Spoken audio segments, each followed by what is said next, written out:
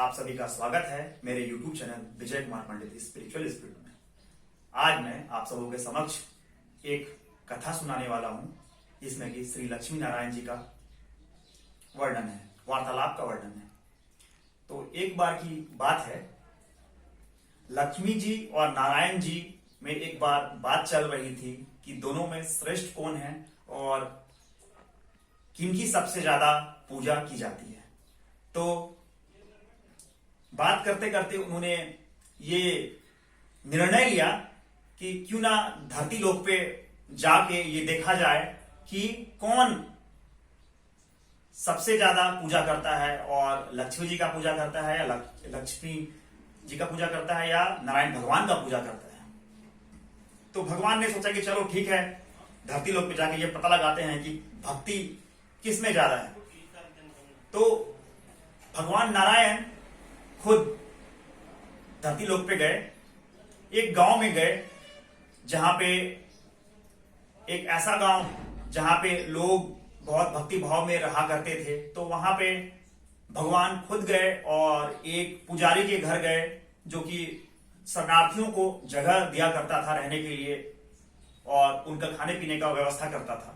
तो भगवान उनके पास ही गए और बोले कि मुझे भजन कीर्तन करना है, तो मैं आपके यहाँ रहना चाहता हूं और जो भी मंडली जहां लगती है वहां पे जाके मैं भजन कीर्तन करना चाहता हूं पंडाल में। तो ठीक है प्रभु, आप हमारे यहां रह लीजिए, उन्होंने कहा ऐसा।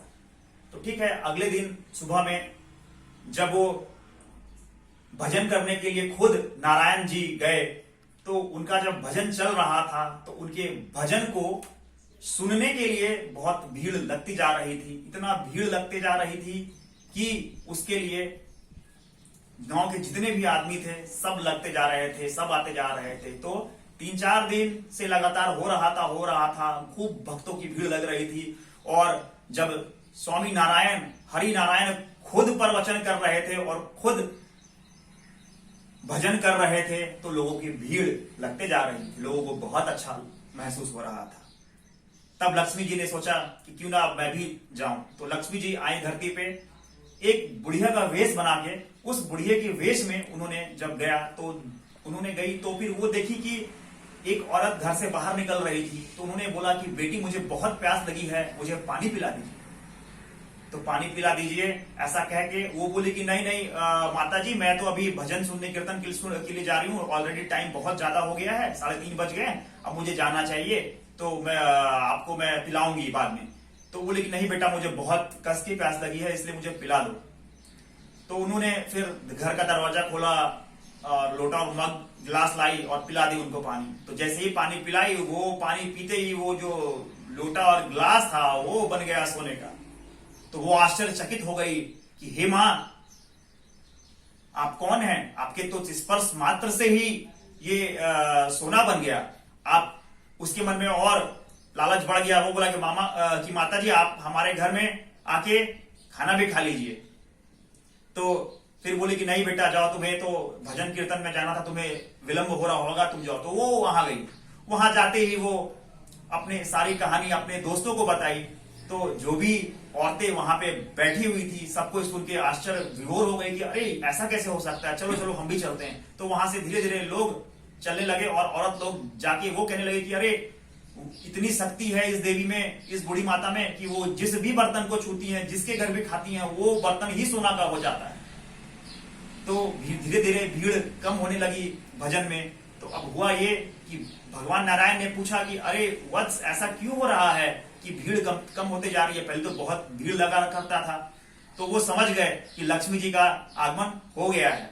उन्हें बताया गया कि कोई बूढ़ी माता आई है, उनके आते ही जो भी खाना खा रहे हैं वो सोने का बर्तन भी बन जा रहा है, सोना बन जा रहा है, जिसको भी स्पर्श कर रही है वो बर्तन सोना बन जा रहा है। तो समझ गए ठीक है, लक्ष्मी जी का आगमन हो गया है। तो फिर अभी क्या होता है कि जब थोड़ा और समय बीत जाता है तो भीड़ खत्म होते जाती है।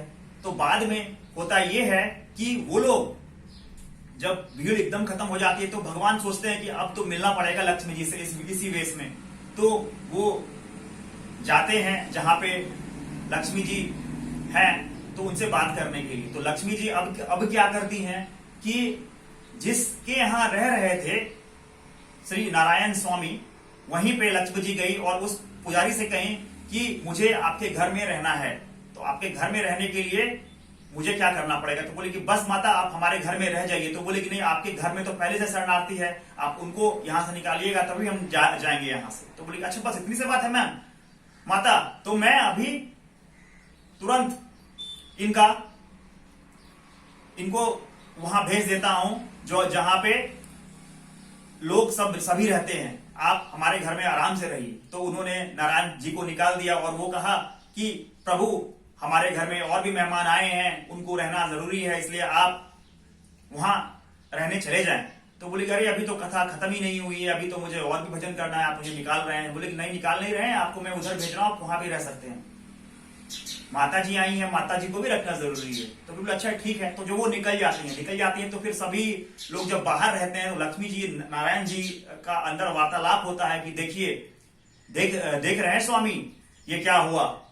तो नारायण जी ने लक्ष्मी जी से कहा कि आप जब देख रहे हैं कि इतना कुछ हो रहा है, ये तो संभव पता हो गया कि बिना लक्ष्मी जी के पूजा किए नारायण का कोई अस्तित्व नहीं है, इसीलिए लक्ष्मी नारायण की पूजा एक साथ होनी चाहिए। तो उन्होंने बाहर दोनों निकले बाहर और सभी लोग कहने लगे कि आप रह जाएं हमारे साथ माता।